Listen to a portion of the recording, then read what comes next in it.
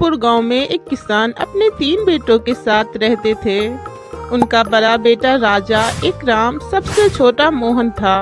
उनके तीनों बेटे बहुत ही कामचोर और आलसी थे और हमेशा कामों से भागा करते थे। फिर एक दिन, अरे बलराम, सुना तेरी तबीयत खराब हो गई थी। अब कैसी तबीयत है भाई? सब ठीक है। इस उम्र में तो ये सब लगा ही रहेगा। अरे कब तक ऐसे मेहनत करता रहेगा? तुझे तो देख के तरस आता है भाई। जिसका 3 बेटा जवान हो, उसकी ऐसी हालत। क्या करूं, मेरी सुनता ही कहाँ है वो लोग। कितना समझाऊं उसे।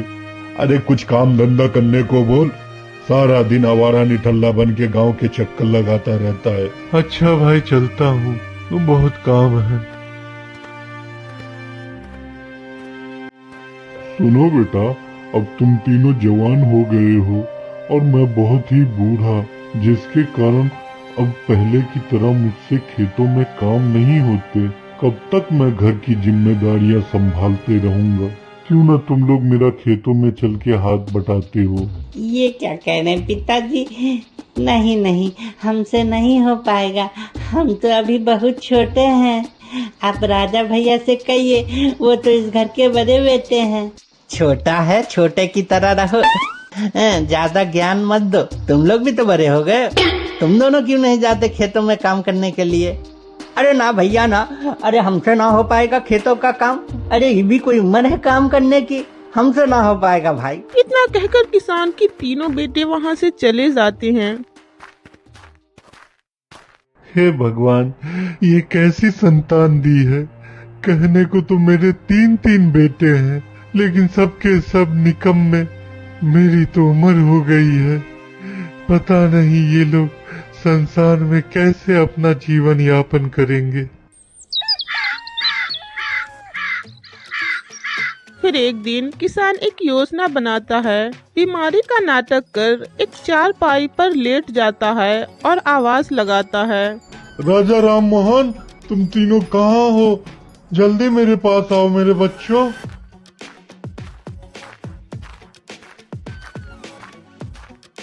जी पिताजी।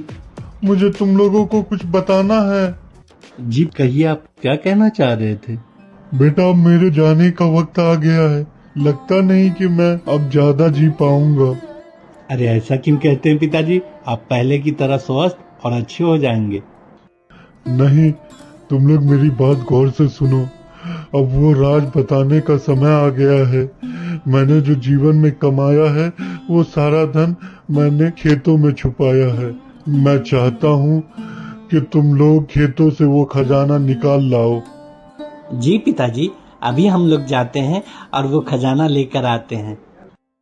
फिर किसान के तीनों बेटे कोदाल और फावड़ा लेकर खेत में पहुंच जाते हैं और खेत में गड्ढा करने लगते हैं।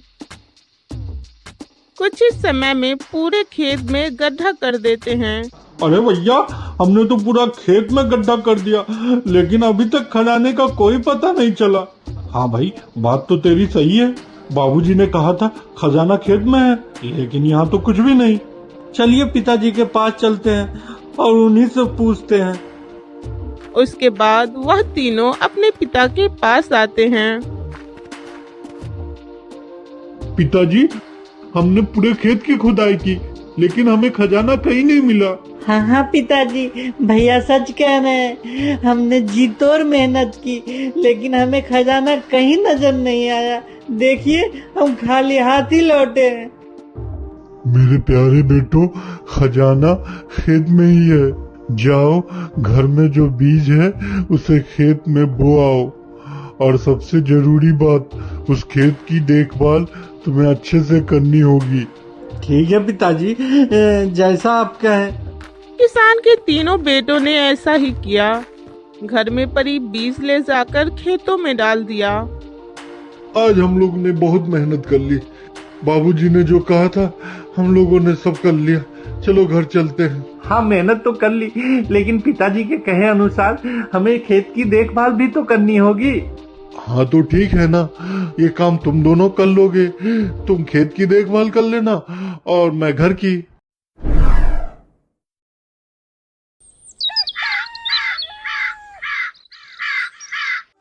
कुछ ही दिनों में उस बीज से बहुत अच्छी फसल तैयार हो गई।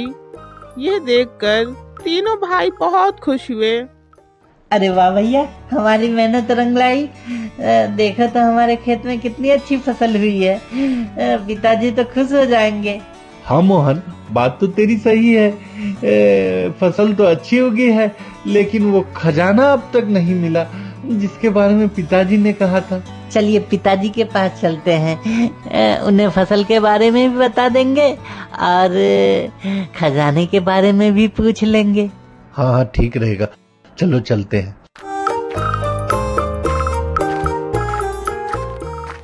पिताजी, आपने जैसा कहा था हम लोगों ने वैसा ही किया।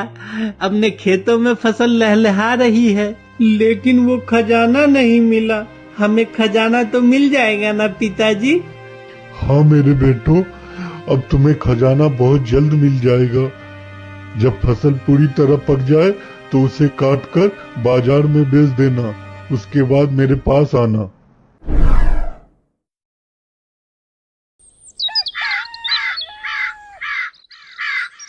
फिर किसान के तीनों बेटों ने सारे फसल को बाजार में ले जाकर बेच दिया और पैसे लेकर अपने पिता के पास आए।